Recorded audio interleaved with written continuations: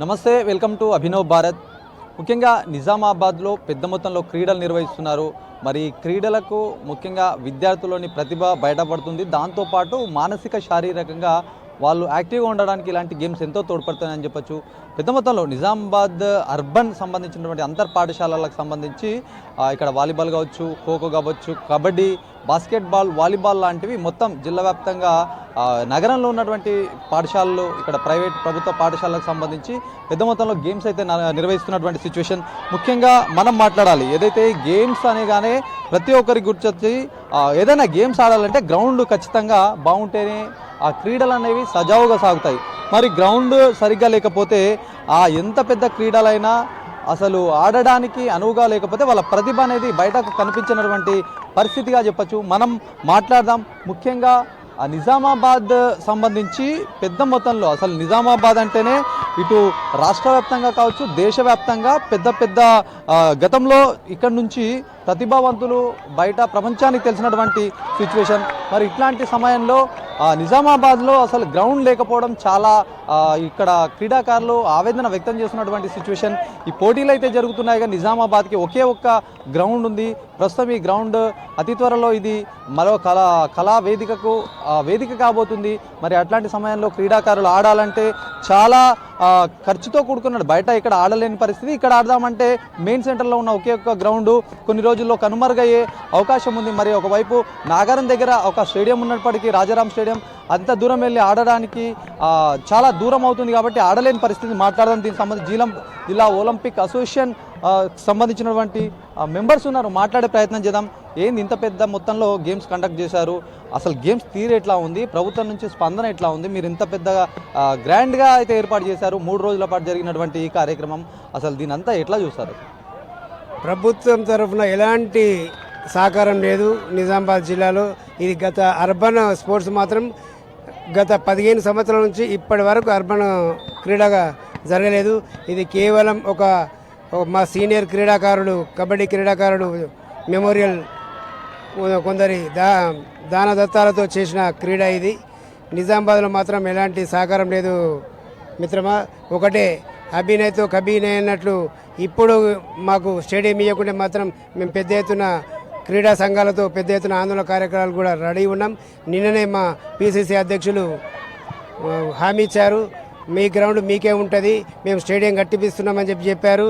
కట్టిపోయకపోతే మాత్రం గతంలో ఉన్న పార్టీకి గతి పట్టినట్లు ఈ పార్టీకి కూడా గతి పడుతుంది. వీళ్ళు స్టేడియాలు కట్టిపిస్తే మాత్రం ఇంటింటికి తిరిగి క్రీడాకారులతో వారిని గెలిపించి బాధ్యత మా క్రీడా సంఘాలది ఉంటుంది, క్రీడాకారులు ఉంటుందని చెప్తున్నా. కాకపోతే మాత్రం వీళ్ళని స్టేడియాలను ఏర్పాటు చేయకపోతే మాత్రం వీళ్ళని అదే ఇంటింటికి ఓటర్ల కాళ్ళు మొక్కైనా కానీ ఓడగొట్టే బాధ్యత క్రీడా సంఘాలది. ఈ దాత ఎన్ని రోజులు ఇక ఇది 2 ఎకరాల 19 గుంటలు పక్కకు గ్రౌండ్ ఉంది, అది కూడా మేము మా స్టేడియానికి ఇవ్వమని చెప్పినాం. ఇంతవరకు ఎవరు స్పందించలేదు. షబీర్ అలీ గారు, మా పిసిసి చైర్మన్ గారు మొన్ననే రీసెంట్లీ ఒక ప్లాన్ తీసుకొని వచ్చారు, వారు చేసే అవకాశాలు ఉన్నాయని చెప్పారు. ఈ గవర్నమెంట్ మాత్రం క్రీడా నిధి కూడా 350 కోట్లతో నిధి ఏర్పాటు చేసింది, ఎప్పుడు లేని విధంగా. వారికి కూడా ధన్యవాదాలు. కాకపోతే నిజామాబాద్లో మాత్రం స్టేడియాలు ఏర్పాటు చేయకపోతే మాత్రం మేము పెద్ద ఎత్తున ఆందోళన కార్యక్రమాలు చేపడతాం. ఒకటి చెప్పండి, అంటే ఇప్పుడు ఇది ఆల్రెడీ ఇంతకుముందే శంకుస్థాపన కూడా జరిగిపోయినటువంటి సిచ్యువేషన్. ఇంత పెద్ద మైదానం మనం ఎక్కడ చూసినా కనిపించదు నిజామాబాద్ నగరంలో చూసి. ఒకటి నాగరం స్టేడియం ఉన్నప్పటికీ అంత దూరం వెళ్ళలేని పరిస్థితి క్రీడాకారులు. మరి ఒకవైపు ఇట్లాంటి శంకుస్థాపనలు అయితే చేస్తున్నారు. మీరు ప్రభుత్వానికి కావచ్చు, అక్కడ ఉన్నటువంటి పాలకులకు అయితే చెప్పినటువంటి సందర్భం వాళ్ళ నుంచి ఎట్లా రెస్పాండ్ వస్తుంది? శంకుస్థాపన స్పోర్ట్స్ అథారిటీకి కాలేదు, ఓన్లీ కళాభారతికి అయింది. కళాభారతికి ఏర్పాటు చేస్తున్నారు. ఇక్కడ మేము ఈ గ్రౌండ్ తీసేస్తామని చెప్తే మాత్రం మేము అధికారులను స్పోర్ట్స్ స్టేడియంలో బంధించి తాళం వేసినాం. అప్పుడే కలెక్టరు స్పందించారు, నారాయణ రెడ్డి గారు. మీ కలెక్టర్కు సబ్స్టిట్యూట్గా ఇస్తేనే మీరు ఇక్కడికి వెళ్ళండి, లేకపోతే వెళ్ళకండి అని చెప్పి వారు కూడా మాకు వాగ్దానం చేసి పోయారు. ఇది కంపల్సరీగా 4-5 ఎకరాలు మీ క్రీడా మైదానికే ఉంటుందని కూడా వారు చెప్పారు. ఇప్పుడు ప్రతి గ్రామంలో కూడా క్రీడలకు సంబంధించి గత టీఆర్ఎస్ ప్రభుత్వం ఏర్పాటు చేసింది క్రీడా మైదానాలుగా. అవి ఇప్పటికి కూడా నోచుకునే శంకు అట్టహాసంగా ప్రయత్నించారు, కానీ ఇప్పటి వరకు కూడా గ్రామ స్థాయిలో ప్రతిభ వెలికితీసి వాళ్ళకు ఒక గ్రౌండ్ ఉంటే బాగుంటుంది అని చెప్పి చేశారు.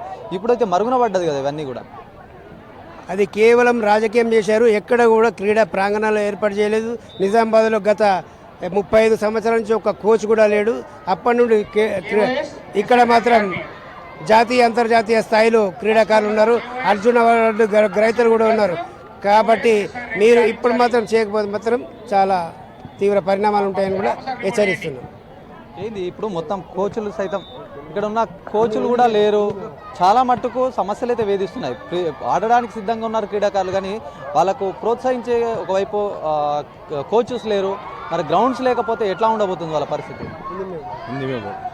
अभी तक जो है ना निज़ामाबाद की तारीख में ना कोचेस है यहाँ पर, ना वॉलीबॉल में, ना कबड्डी में, ना बॉक्सिंग में गवर्नमेंट का कोई कोच नहीं है।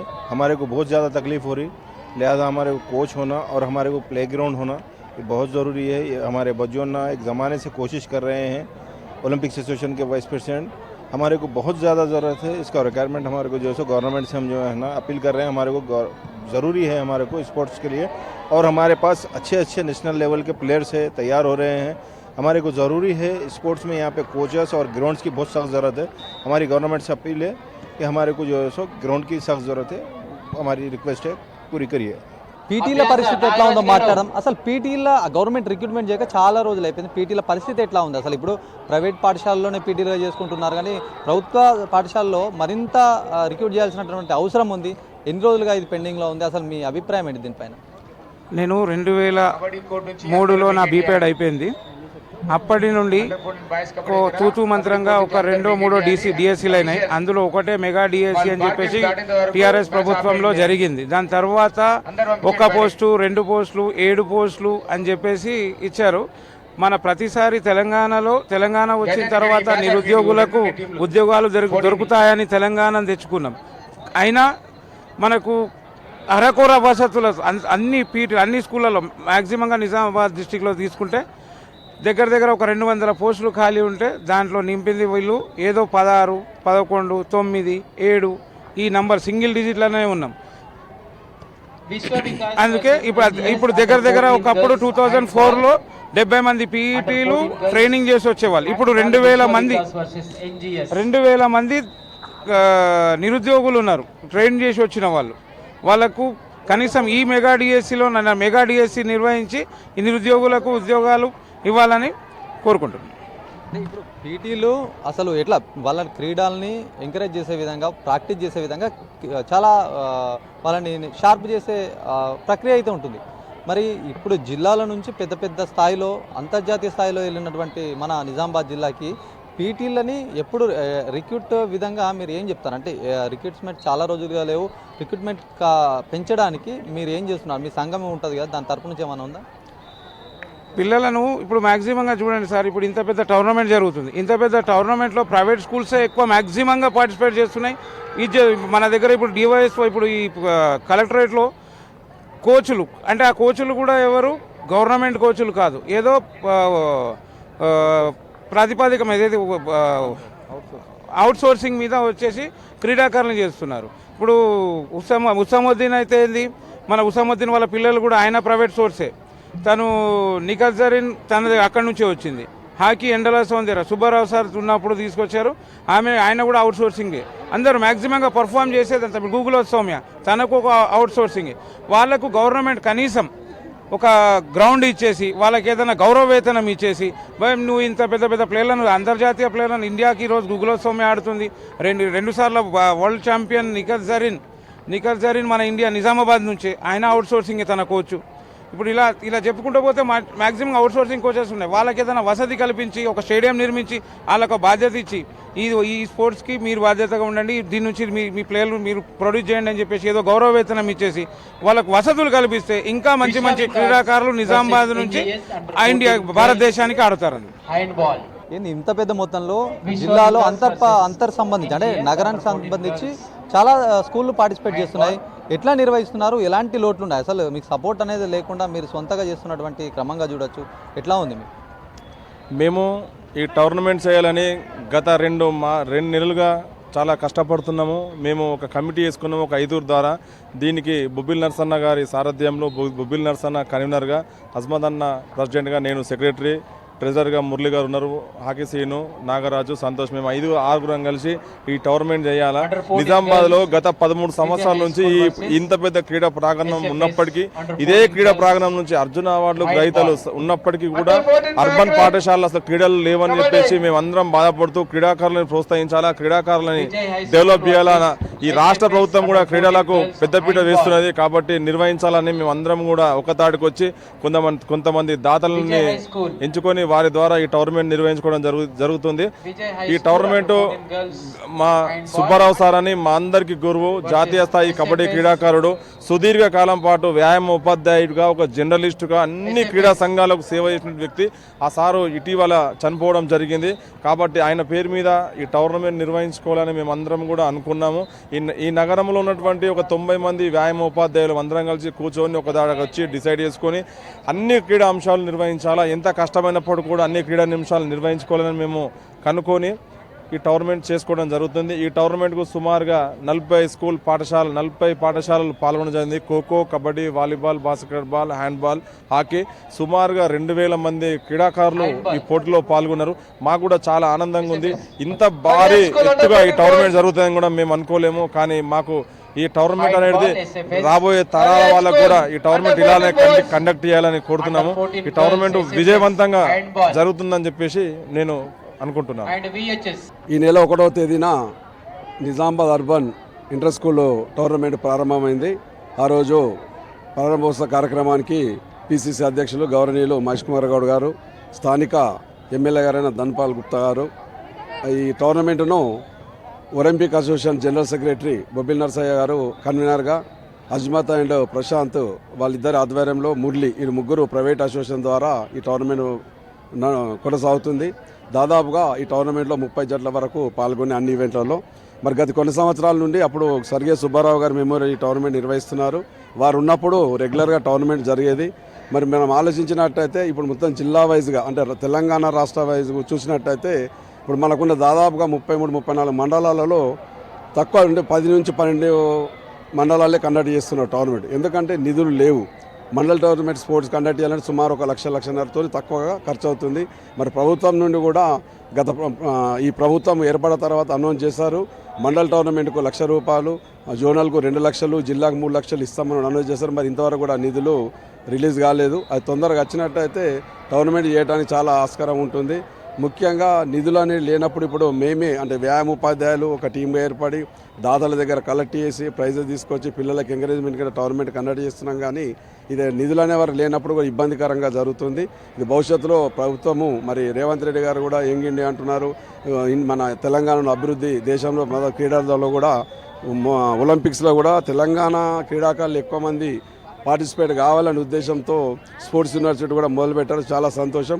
కానీ బేసికల్గా చూసినట్టయితే వ్యాయామ ఉపాధ్యాయుల కొరత ఉంది. మరి మన దగ్గర చాలామంది వ్యాయామ ఉపాధ్యాయులు ట్రైనింగ్ చేస్తున్నారు. జాతీయ స్థాయి క్రీడాకారులు అందరూ ప్రైవేట్ స్కూళ్ళలో పనిచేస్తూ చాలా జీతంతో వర్క్ చేస్తున్నారు. కాబట్టి వాళ్ళు కనీసం కోచ్గానో గేమ్ వైజ్గానో కండక్ట్ చేయాలి. మరి ఇక్కడ చూసినట్టయితే నిజామాబాద్ ఈ గ్రౌండ్లో మన గౌరవనీయులు పిసిసి అధ్యక్షులు రాష్ట్ర అధ్యక్షులు మహేష్ కుమార్ గారు చెప్పారు, ఫైనాన్స్ క్లియరెన్స్ కొరకు అయింది అమౌంట్. సింథటిక్ ట్రాక్ కానీ స్టేడియం నిర్మాణానికి అమౌంట్ బడ్జెట్ కేటాయించబడ్డది. కానీ ఆ అమౌంట్ అనేది ఇప్పుడు ఫైనాన్స్ క్లియరెన్స్లు ఉంది. అది వచ్చిన తర్వాత తప్పకుండా ప్రారంభమవుతానని వారు చెప్పారు. చాలా సంతోషకరమైన విషయం. మరి వచ్చే సంవత్సరం అన్నా కానీ ఈ క్రీడా మైదానము సంపూర్ణంగా క్రీడల కొరకు అందుబాటులో వస్తే చాలా సంతోషం ఉంటుంది. అందరు తెలుసు మనకు ఎంతోమంది ఇక్కడ నుంచి అంతర్జాతీయ క్రీడాకారులు పార్టిసిపేట్ అవుతున్నారు. మరి ఇక్కడైనా కానీ వ్యాయామ విద్య ద్వారానే చైల్డ్హుడ్లో ఒక ఫిజికల్ డైరెక్టర్ కానీ ఒక ఫిజికల్ డైరెక్టర్ మేడం కానీ వాళ్ళ కోచింగ్ ఇచ్చినప్పుడే బేసికల్గా వాళ్ళు మెల్లమెల్ల ఎదిగి కోచ్ల ద్వారా జాతీయ అంతర్జాతీయ స్థాయిలో పాల్గొంటారు. కానీ ఇక్కడ మనం చూసినట్టయితే కోచ్ల కొరత కూడా చాలా ఉంది. ఒక archery coach, kabaddi coach, swimming coach ముగ్గురే అది పార్ట్ టైం పనిచేస్తున్నారు వాళ్ళు. కాబట్టి దాన్ని కూడా రెగ్యులర్గా కోచ్లను కేటాయించాలి. మరి తెలంగాణ అత్యంత అంతర్జాతీయ క్రీడాకారులు నిజామాబాద్లో మన టౌన్లోనే ఉన్నారు, నిజామాబాద్ జిల్లాలో ఉన్నారు. దీన్ని దృష్టిలో పెట్టుకొని ప్రభుత్వం త్వరలో ఈ స్టేడియంను కంప్లీట్ చేసి అందుబాటులో క్రీడాకారులకు అందుబాటు చేయాలని వ్యాయామ ఉపాధ్యాయ సంఘం ద్వారా వ్యాయామ ఉపాధ్యాయ కోరుచున్నాను.